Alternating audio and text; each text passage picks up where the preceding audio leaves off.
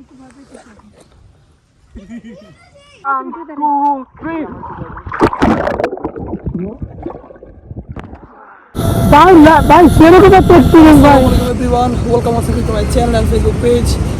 আশা করি আপনারা আল্লাহর মধ্যে অনেক অনেক ভালো আছেন এবং আপনাদের আমি অনেক ভালো আছি।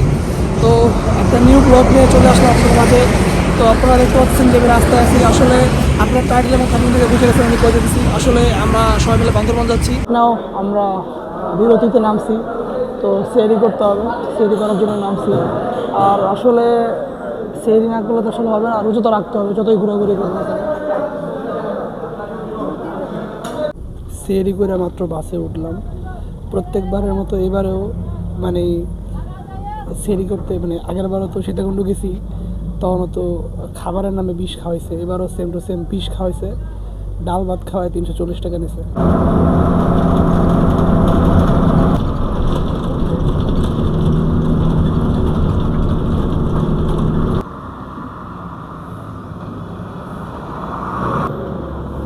অ্যাপ্রক্সিমেটলি প্রায় 9 ঘন্টার মতো জার্নি করার পর আমরা বান্দরবান পৌঁছালাম।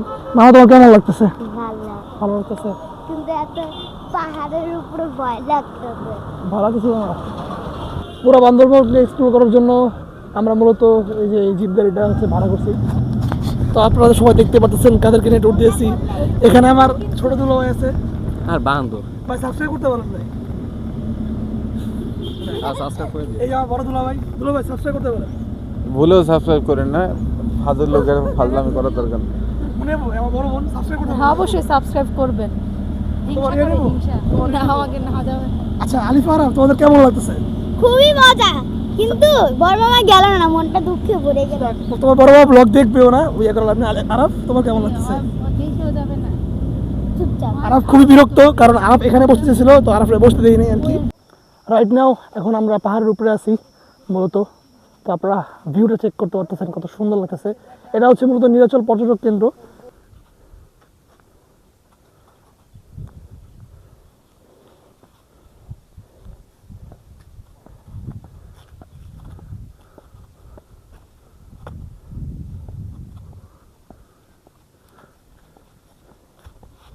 জাস্ট ভিউ চেক করেন গাইস।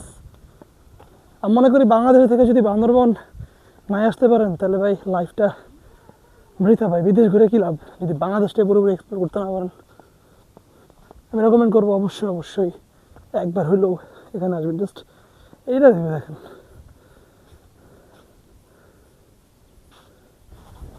এরকম একটা প্লেসে আসতে পারে নিজেকে খুব ভাগ্যবান মনে করতেছি, কারণ যেরকম এক্সপেক্ট করছিলাম তার থেকে অনেক অনেক বেশি সুন্দর।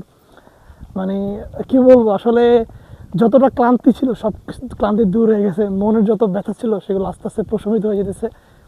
মানে জাস্ট আপনারা দেখেন, আমার পিছনে হচ্ছে শহর, আর এখানে উঁচু উঁচু রাস্তা।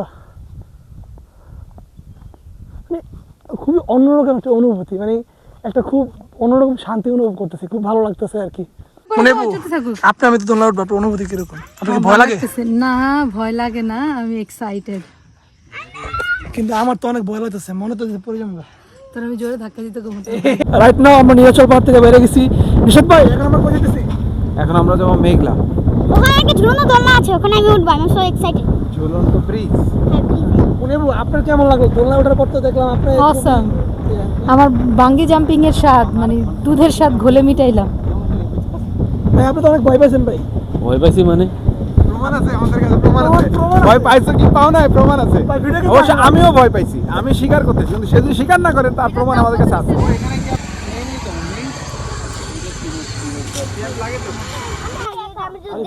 তোমার কেমন লাগতেছে মেয়েদের উঠতেছে? অসাম, দুজনের সবথেকে ভালো সময়।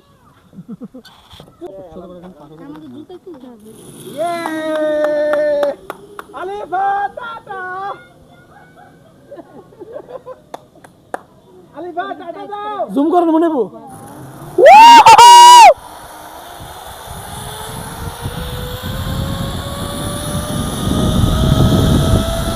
ভাই ভাই সেরকম একটা এক্সপিরিয়েন্স ভাই, ভাই জোস।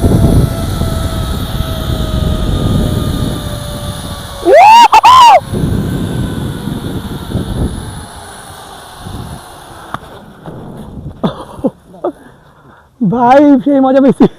তো ভাইয়া আমরা যেখানে যাচ্ছি এখানে যেতে আর কতক্ষণ সময় লাগতে পারে আমাদের আনুমানিক? আড়াই ঘন্টা। আচ্ছা ওই জায়গাটার নাম জানি কি ভাই? তো আমরা কেউ গার্ডেন যাচ্ছি এখন।